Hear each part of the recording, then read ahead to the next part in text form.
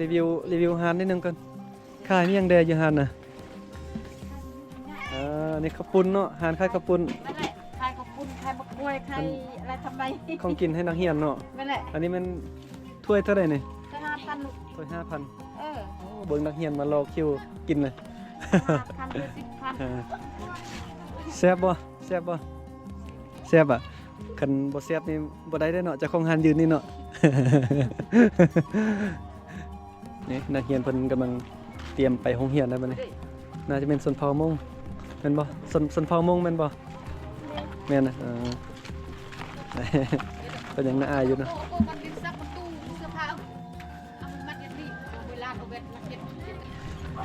โอ้นี่ชนเผ่ามงนั่นนี่สบายเลยบ่สบายเลยย่อจงเนาะย่อจง เบาเถอะโอ้ใครเป็นจีนเนาะ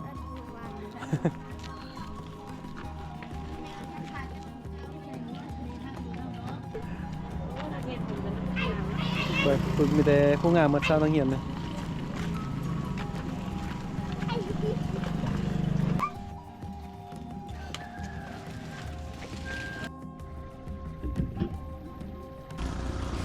วันนี้ก็เดี๋ยวจะย่างไปนำเศร้าคู่เนาะทางซองคนนี้โซดมาเด้อนี่ อยู่ในกรงโซดกันเนาะเศร้าคู่เพิ่นเตรียมจะไปสอบซิงนักเรียนมือสุดท้ายเนาะไปเฝ้าห้องซิงหนาวไล่วะเป็นโมงครึ่งนะตอนนี้เพิ่นก็เตรียมจะเฝ้านักเรียนเนาะสอบซิงมือสุดท้ายนี่ก็เป็นบรรยากาศเนาะอยู่ในห้องเรียนว้าสดน้ำหมอกเบิ่งเนาะเบิ่งทางจนบ่เห็นเลย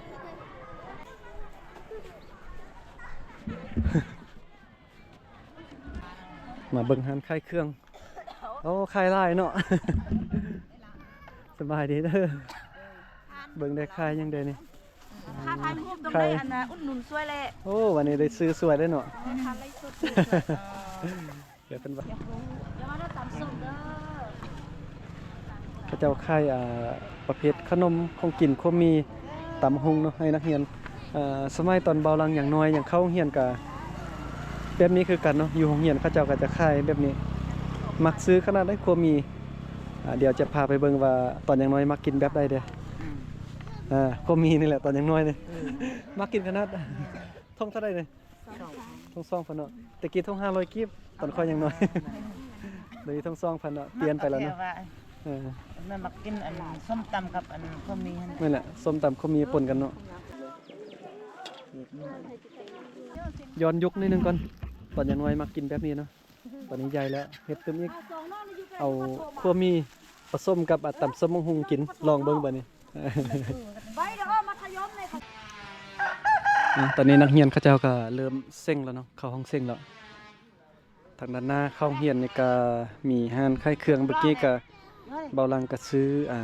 ตำส้มมะฮุงแล้วก็มีเนาะเอาปนกันกินคือกับย้อนยุคไปตอนยังเป็นเด็กน้อยเนาะมากินแบบนี้นะวันนี้มาเห็นก็เลยว่าคิดฮอดตอนเป็นนักเรียนก็เลยว่าลองกินเบิ่ง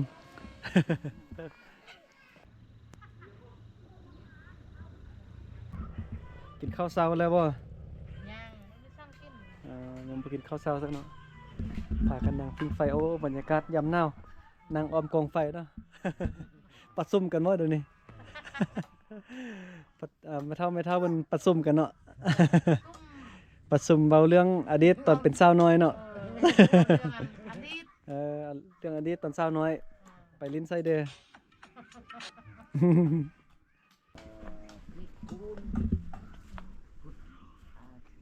Ni aquí akan road